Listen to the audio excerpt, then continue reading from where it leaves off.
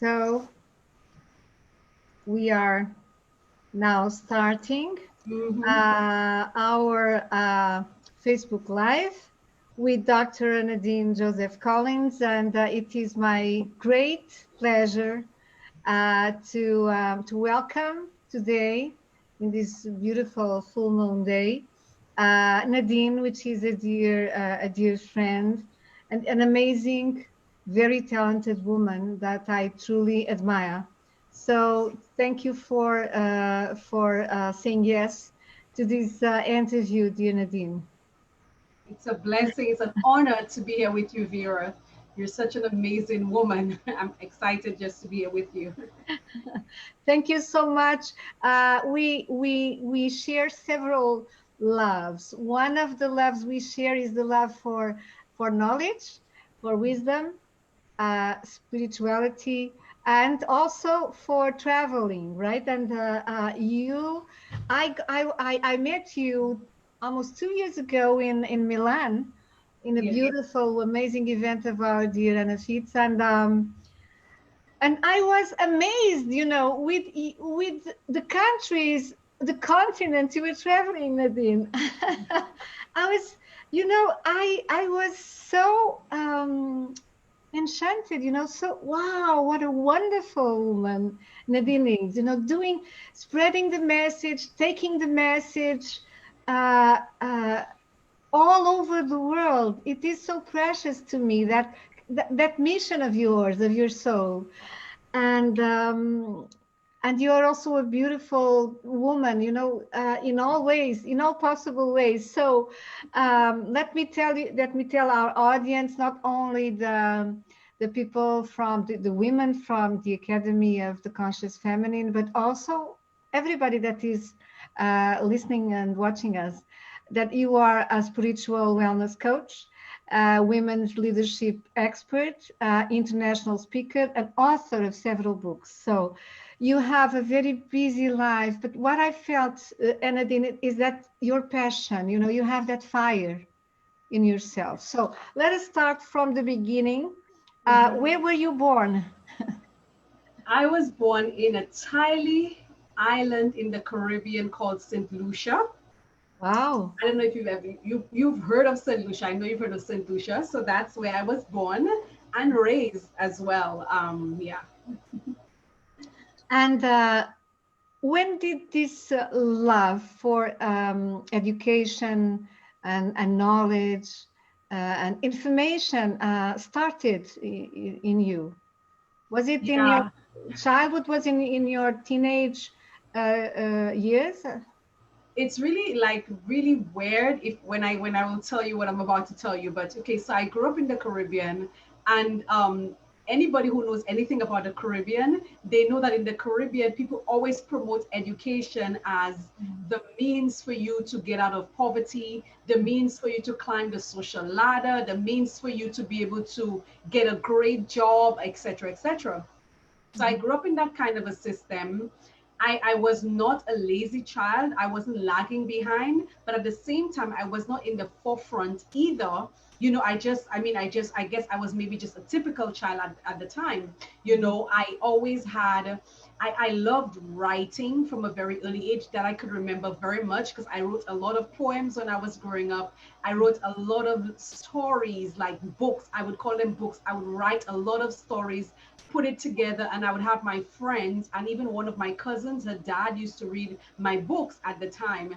But How old were I, you when you were writing those stories? I was in my teens, in my early teens, and so Wow. on. But I think my love and passion for education came in a very weird way, to say the least, because after graduating from high school, I did my exams to get out of high school. I didn't fail my exams. I excelled in some of them. In the rest of them, I was very average because I was only 16 years at the time. And I mean, I didn't have that drive and everything yet. But 9 years I worked before I went off to college. So when I went off to college, because I had been out of a formal classroom for 9 years, I had this amazing fear of failure. And so I remember when I felt impressed to actually go to college, And I remember saying to the managing director at the bank where I worked at the time, I said that I am afraid to fail. And he looked at me and he said, Nadine Joseph, afraid of failure? And he laughed. So when I went to college, because I had not been in the formal classroom for 9 years and I was working through those 9 years, I had to develop a strategy for me to succeed. And my strategy was for me to do all of my assignments way in advance of the teacher's due dates. And that was to help me feel a little more secure and develop the confidence that I needed. And after the first semester, I was on the honors roll, on the present list, and so on. It was so amazing that I proved to myself that I was not a failure, that I would not fail. And so I continued to develop strategy to ensure that I would be successful. And I think I literally fell in love with education. I fell in love with knowledge. I fell in love with just learning. I love to learn, and I have a passion for higher education. I have a passion for knowledge. I have a passion to know and to understand and to just I never feel as if I am there. And even with a PhD, I still have a desire to continue school. It's just my crazy lifestyle that's kind of robbing me of my desire to continue to study. But I'm still looking for ways right now to make it happen. And every single day, I challenge myself to learn something that I have never known before. You are speaking about so many important keys, and you were speaking. I was feeling, of course, it is impossible not to feel your passion, uh, and it is so contagious. It's so contagious, um, and that also this energy that sometimes we call it's the that drive that moves us forward, because you realize that you had to have strategies, and you have this desire um, to have goals, and to reach them, and to go on and go on, and you were finding your way at the same time that you were taking yourself seriously. What I mean is that you, maybe from a time where you were in the beginning of your college studies, you were already thinking strategically. That's what I want to say, with intelligence and wanting to make the most out of yourself. That is for me important. That is very important, because we have to be able to, and later on in this interview, in this talk, I would like to, we will speak about women all over the world, because you have such a privileged experience and vision over all those audiences, because you traveled the globe. But we need to help our women and men, and our young women and young men, to feel that passion again. I think it is very important, and to get clarity on the purpose. I know you will speak about it, because it is your work. And what I see in you, Nadine, it is this kind of a role model, because you went through this all, you trusted the process and gave it your best shot. That's what I feel. I mean, being afraid of fail is very common. It's natural in our human condition. But you thought on a strategy. I have to be able to expand and to grow. So you how did you with your love of you are a woman of academia, investigation, writing, science. When did you start speaking in front of always larger audiences? Because you have to have a lot of time, or to be able to organize very well your time. How did it happen? When did you start speaking to these audiences? Yeah, so the thing is, I went along to do my PhD, and I was on my way heading back to a university to head the research department, because I really love research. I'm excellent at it, academic research. And I was super excited, but I had made a deal because I'm a Christian, and I made a deal with God. And I said, you know what? If I finish my PhD 1 year early, then I'm going to do something for mankind. I'm going to go out there and take 1 year, that last year of when I was supposed to be in school, and let me do something for others instead of getting directly into the working environment. So I did that. I tried to make an arrangement with the university, and I said, you know what?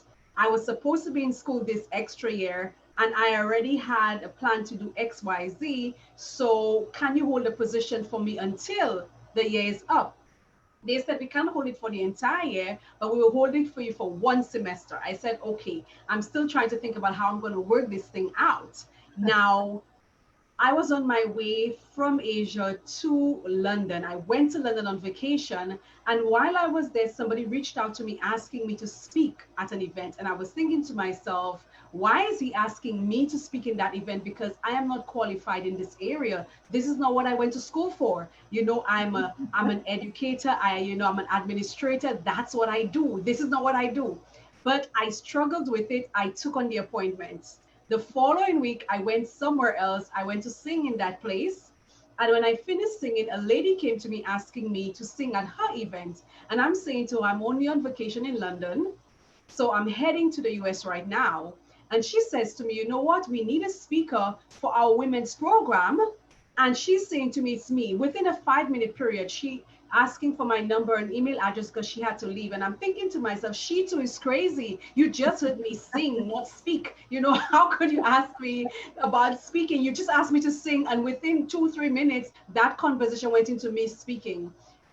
To cut that short, the following month, I was back in London speaking for that women's program. And since then, the doors have just been opening and opening and opening for me to just travel. It's just COVID keeping me at home right now, because if it wasn't for COVID, I was already booked for the entire year until December 22nd. I already had events planned all over the world. I had stuff to do. And right now, even though I'm at home, I tell people I travel virtually, because every single weekend I have a speaking engagement. During the week, sometimes I have speaking engagements, and it's keeping me busier than when I was actually traveling on a plane, being in hotels and stuff like that, because I have not been able to spend any time really writing because I'm so busy. Unlike when I was traveling, I could spend time in my hotel, spend time while I'm on the plane, doing some writing, doing this, doing that. And so it started that way. It's over 6 years now, and it's just been phenomenal, just being able to interact with women all over the world,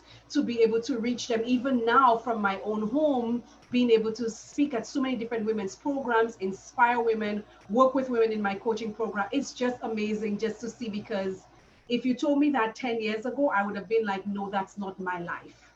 I didn't see that coming. It wasn't in my plans at all. It wasn't in my rear view mirror, front view mirror, side views, no view at all, but it has been a privilege.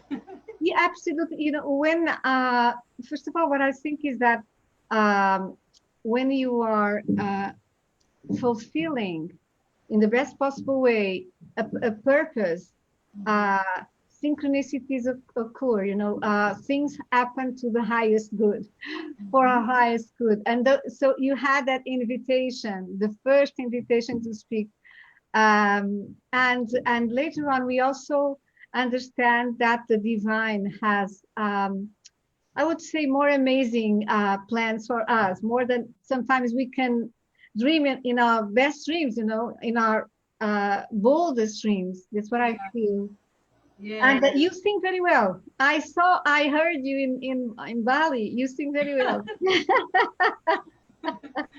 Mm. And you certainly are a very talented. Um, you work very well with the time management. I know you do magic because you do all that, and you keep on. You're writing now. You're writing 2 books, 1 or 2 books. You have 7 books published, and you're writing your next book, right? Yeah, right now I have one that I was supposed to finish since 2018. I need to finish it. I'm hoping maybe I can put some time. I have not written a word in it since this crisis started in March. And then I have 2 others I wrote the preludes for like a week and a half ago. And at the moment, I'm working on a book chapter, an academic book chapter, research book. I have a co-author for that chapter. I need to work on that as well. And so there is a lot. I want to say that I did do little bits of speaking before that particular formal engagement, like, but I've never did what he was asking me to do. And then when I went to speak for that lady, it was a totally different space. Mhm. But there was never that desire. So I want to say, so there were little speaking stuff I did, but it was never that big thing, to do. And of course, all of the fear that goes with doing something that you think that's out of your league and stuff like that. But yes, I am supposed to be working on 3 books right now and a book chapter. So a lot needs to happen in a short space of time. And in a way, this year has been giving us the time, well, to catch up with some tasks. You have one book that is called "Make Your Prayer Life Go Wow," and I Yeah. would like to ask you, Nadine, how do you combine your the field of psychology, um, about how our minds work, with spiritual and biblical truth about ourselves? How do you combine this? Because I have seen you in speaking, and I find it so beautiful the way you put together these knowledges and wisdom to help people, to empower people. Yeah, the thing is, the way that I did it is because of the way it worked in my life. Yes. Like, even before I went to college, even though I had that fear of failure to go to college, I didn't feel like I was a failure. I never felt like I was a failure, right? I always had this belief in myself growing up, even though I was not actualized into it and I didn't see it. There was this thing about me that I loved and I wanted to be me. So sometimes I say to people, I didn't even have a role model growing up because I so wanted to just be me, right? So what happened was, I think that I got that sense of who I am. Part of it, I think, had to do with the dad that I had, because I always felt love from my father and my mother. But just having that manly figure there, that person who, even though he lived in another country at the time, but when we together and when I speak to him, always gave me that kind of affirmation and assurance about who I was. And so I believe that the beginning of me believing in myself, even when I was not doing what everybody else was doing, which was what my friends, all my friends were going off to college and everything, and I didn't have a way to make it happen. But I did not disbelieve me. I did not feel disappointed in me. I knew that I was not going because I didn't have the means to make it happen, but I still loved me and I still believed in me. I was afraid to fail because I thought I had not been in that class for 9 years. Man, I don't know how I'm going to react in this new situation because I've been out of it for 9 years. So that's the fear that I had of failure. But when I developed that strategy for me to be able to be ahead of myself, to be able to read and do what I had to do, I was quickly able to overcome that fear of failure because I realized that I had the capacity, even though I did not know it before. But it helped me again to believe more. So now when I think about women and my work with women and helping them to, combine this thing in psychology and biblical truths and all these things, it's firstly understanding who you are Mhm. and that you are here for a reason.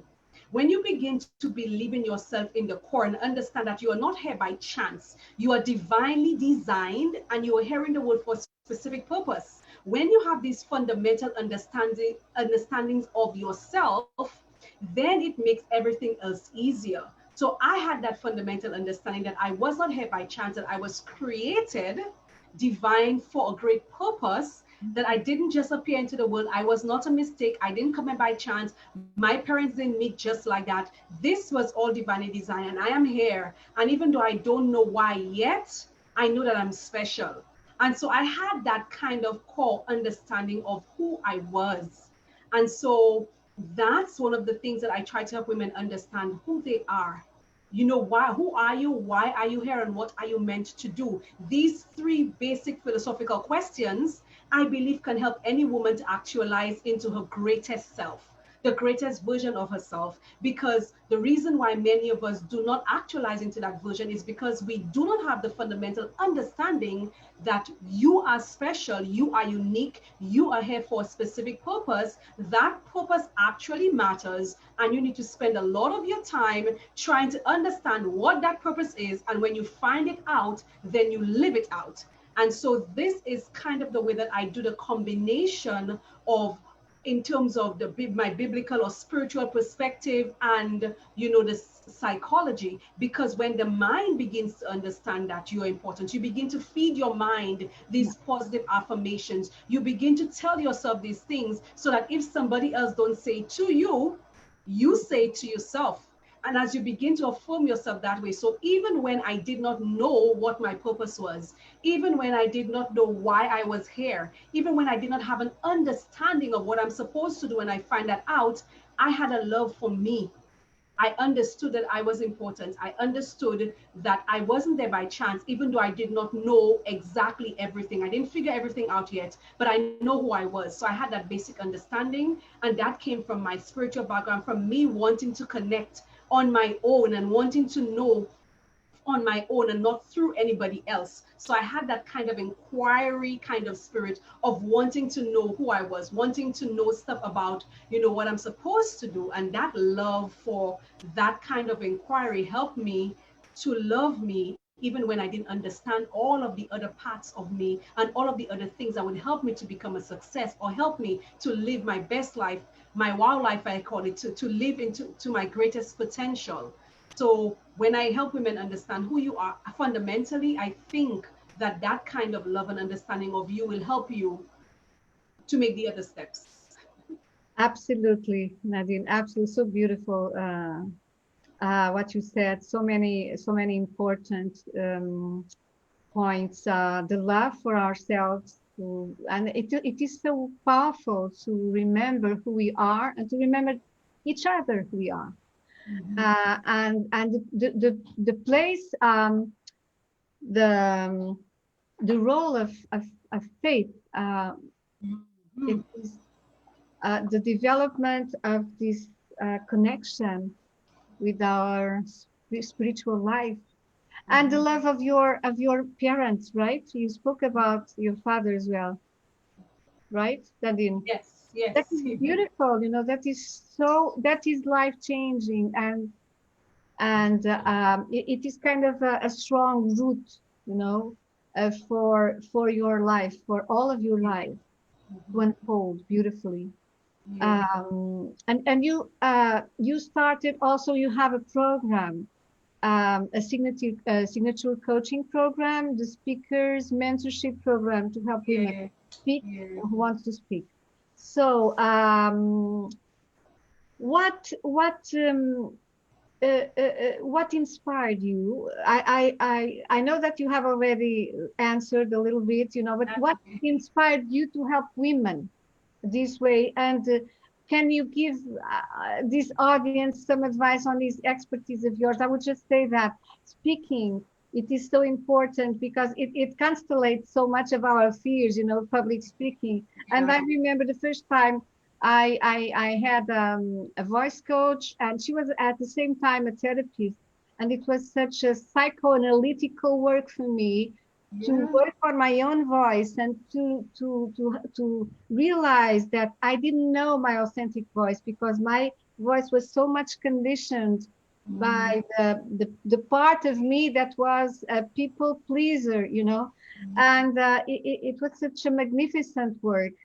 And of course, it is not only there are the techniques, the projection of the voice, but the breathing and intimacy with ourselves, with our heart, and the presence for ourselves. That is, for me, I found so important to reclaim that truth, that it is equal to reclaim our voice. And Yeah. it's such a beautiful work, Nadine, that you do. So Yeah. what can you speak about this? What inspired you to help women this way? Yeah. The irony is, I never had any intention. A lot of what is happening in my life right now, it could seem to be by chance, but I think it was by divine design, Absolutely. because I never intended to be working with women. I never thought that I'd be doing what I'm doing right now. I didn't see it coming. Vera, seriously, I didn't see it coming because Beautiful. No, it's beautiful. You give step by step things unfold in beautiful, surprising ways. I think that is the magic of life as well, you know. yeah, because I did not. So the thing is, I was working on my PhD, and from my undergrad studies, everything that I was doing, I was pointing to special education. Mhm. From my undergrad thesis, because I was in the honors program, note well, the very same girl who entered college being afraid to fail from semester one, even though in the back of my mind there was a little fear, I joined the honors program, Vera, which Wow. means I would have had extra work to do. My GPA always had to be higher than average so that I could maintain my status in the honors program. When I look back, I'm thinking, girl, you were crazy. You were afraid to go to college because you were afraid to fail. But I go to register and I saw this desk, the honors program. I'm like, okay, I'm signed up for the honors program. You understand that it's extra work. You understand that your GPA needs to always be, yeah, I understand all that. I'm all in. So I challenge myself to keep myself to a high level. Now, doing my master's, my PhD, everything is about special ed. Everything is about special ed. And then I meet with an advisor. She gives me something to do, to prepare for my dissertation. And about 3 weeks later, I'm hearing on campus that the lady's leaving. She never told me she was leaving. She never passed me on to any other advisor. And there I was just feeling like, boom, I'm exposed. I have no idea what I'm going to do because for my entire academic journey, I was totally focused on special education. I knew that there was a need, there was a gap in the Caribbean, there was a gap in St. Lucia, there was a gap in the organization that I was in. And I'm like, boom, this is it. So now I had to go on another spiritual journey. I literally had to now connect with God, saying, I don't know what to do. I have no idea what I'm meant to do.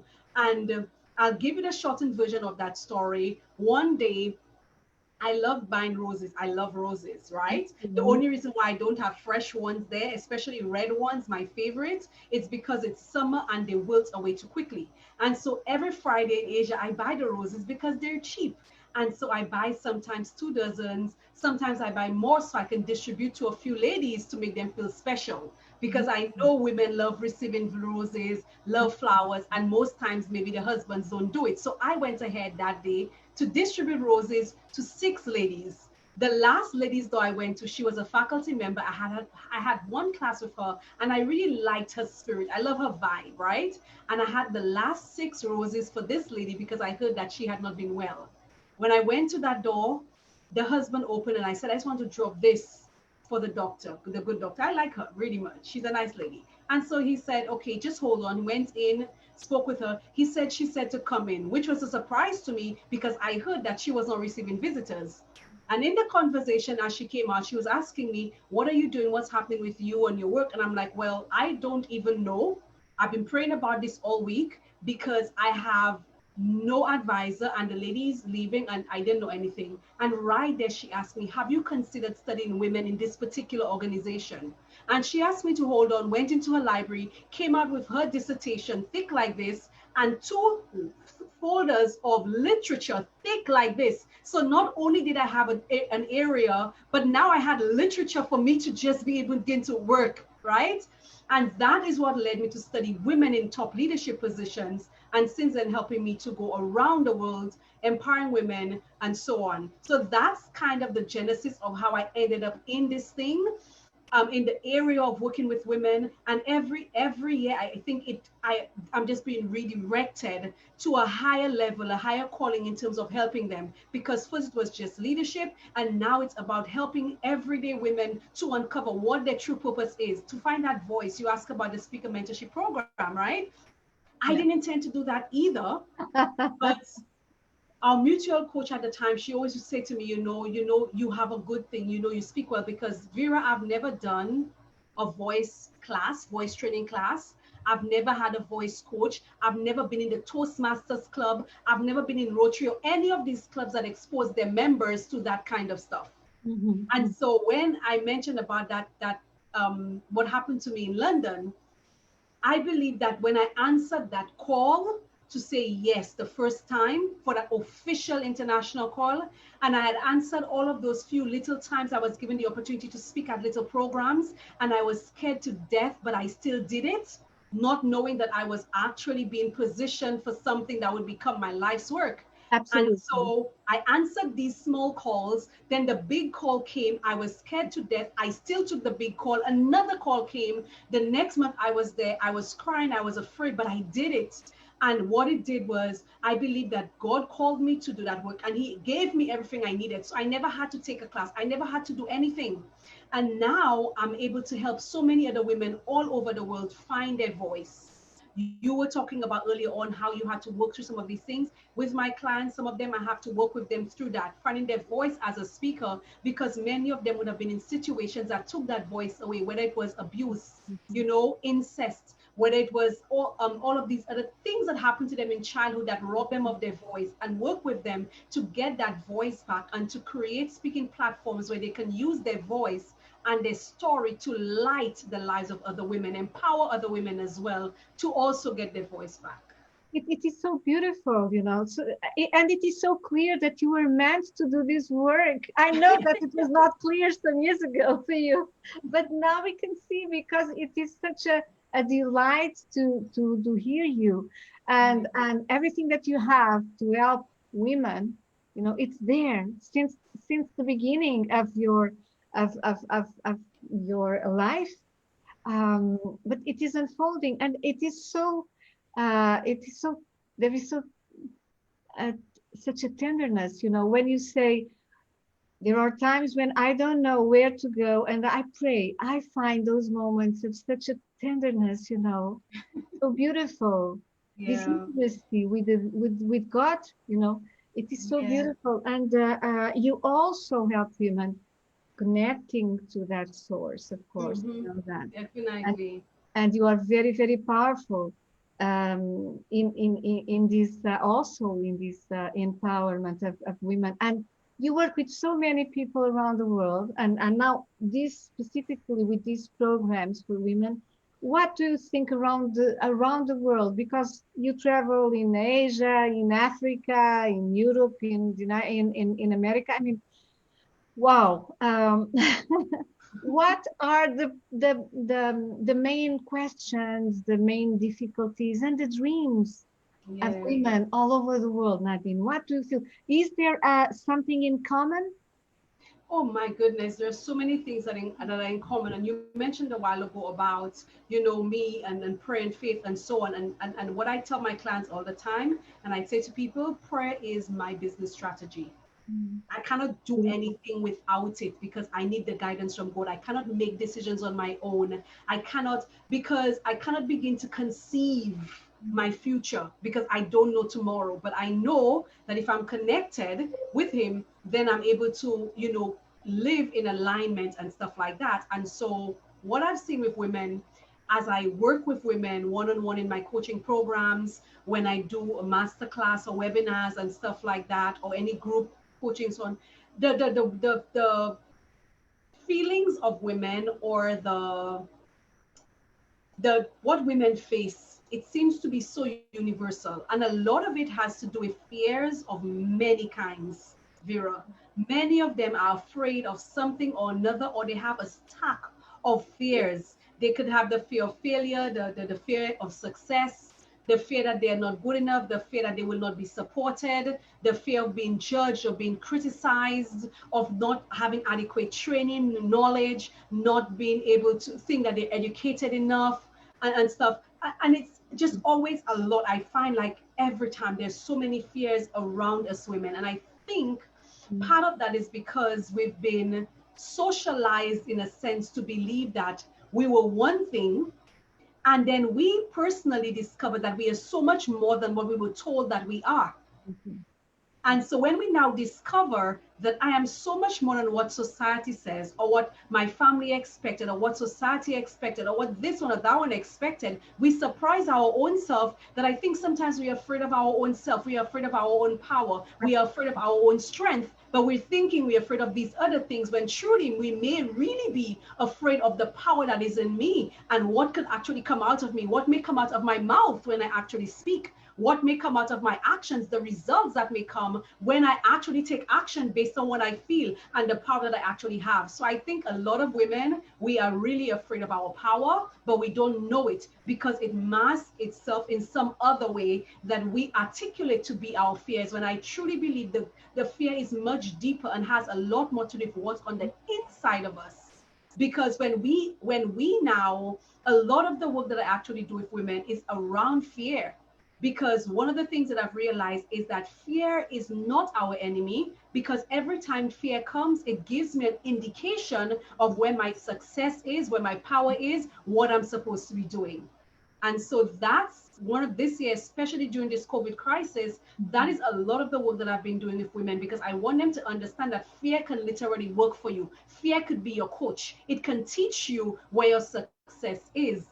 And so that's one of the major things that I find globally among women. A lot. And the second thing that I find is there's always this fear of finances, of not having it, of not being able to invest in myself, of not being able to take a move. And so we take care of everything else and everybody else, but we always think I don't have enough money to invest in me, or I don't have the money. Whereas if we develop the faith, then the money becomes not becomes an issue. And that happened with me. When I told you I didn't go to school for 9 years after high school, part of it is because I thought to myself, I don't have the money to go to school. I was working at a bank at a point. I could not afford to take a loan because the area of study psychology, it was not on the government's list. So I could not get a loan. I had nobody to guarantee the loan for me. And so I kept myself behind 9 years because I didn't have money. But the day that I went to school, I didn't have the money either, but I had the faith to believe that if I took a step, that everything else would fall in line. And so I see a lot of women holding themselves back, not investing in themselves, giving themselves the content excuse of, I don't have the money. And the more you say, I don't have the money, it's going to realize itself, you will never have it because you're speaking it all of the time and your words are powerful. And so it never comes. And recently I was on a program and I was saying to them that sometimes money runs from us because we have such a bad relationship with it. It goes to the people who want it. And so I want women to understand that money is not a problem. If you have the faith and you begin to take action steps, everything else falls in line. And this is not theory to me. This is my life story at so many different points. Absolutely. And the basis of it all, as you said, I love that word, the genesis of it all, the love that you have, the faith, and that fire, that fire inside of you, that and the wisdom as well, because this inner wisdom. Maybe when we in our younger years we cannot say it is. No, it is not wisdom, but it is. Because we knew that we could not define ourselves by the lack of money or by the fear of being who we were meant to be. Yeah. And we develop ourselves as a whole, as a full human being. And that is it's really remarkable. And that is the purpose also, always, as you said, becoming that version, that more conscious and more loving and a version of ourselves. Yeah. And also in this transformational and so deep transitional times that we live, it is so important what you said, Nadine, because it's a time of practice, not just, it's literally a time of practice, of gathering our resources, of daring to dream as never before, and do it. You have to manifest. Yeah, I believe that. I think that a lot of people are afraid to take action, especially women now, because they're thinking, oh, I don't know what tomorrow holds. I don't know what the economy is going to look like tomorrow. But for me, where we are now in the history of the world, it's for us to take more fearless and fierce action than ever before. Because the truth is, you could never hold up enough for tomorrow because you don't even know what tomorrow holds. You don't even know if you'll be here.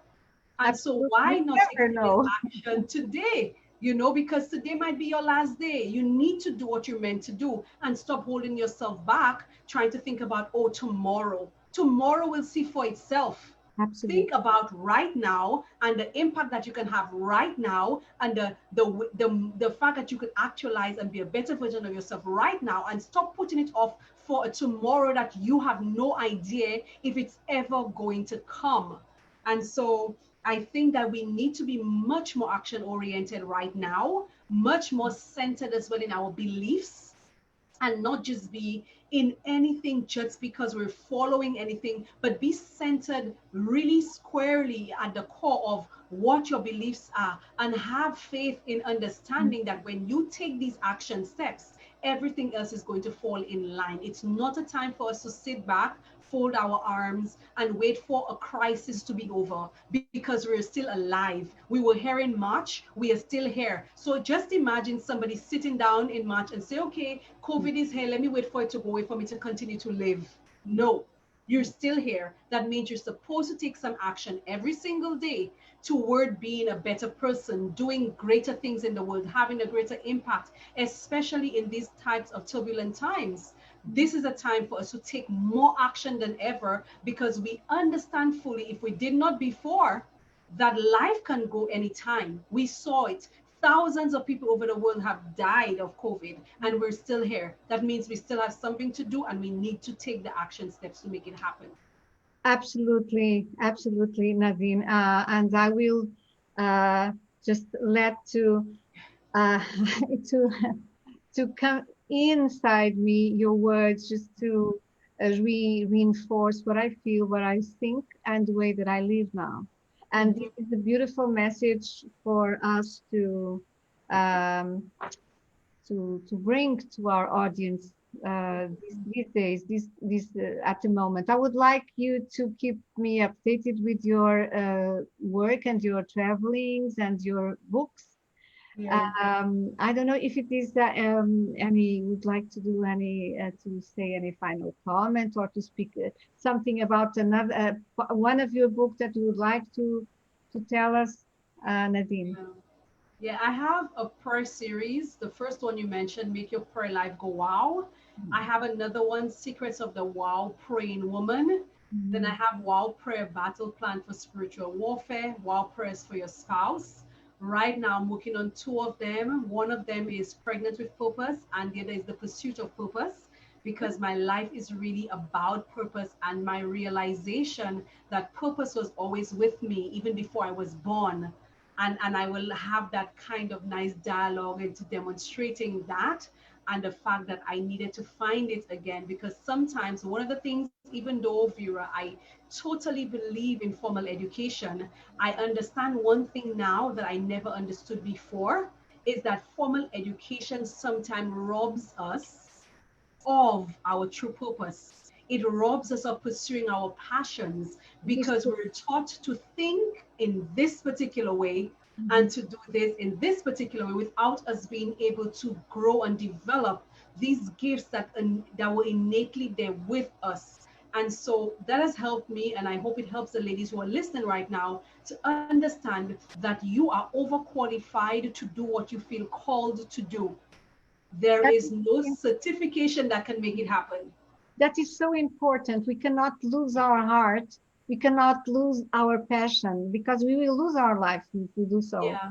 And it's Mm-hmm. really, really important what you say. I believe that that will unfolding in the coming years. That will be very much self-evident more and more to the people.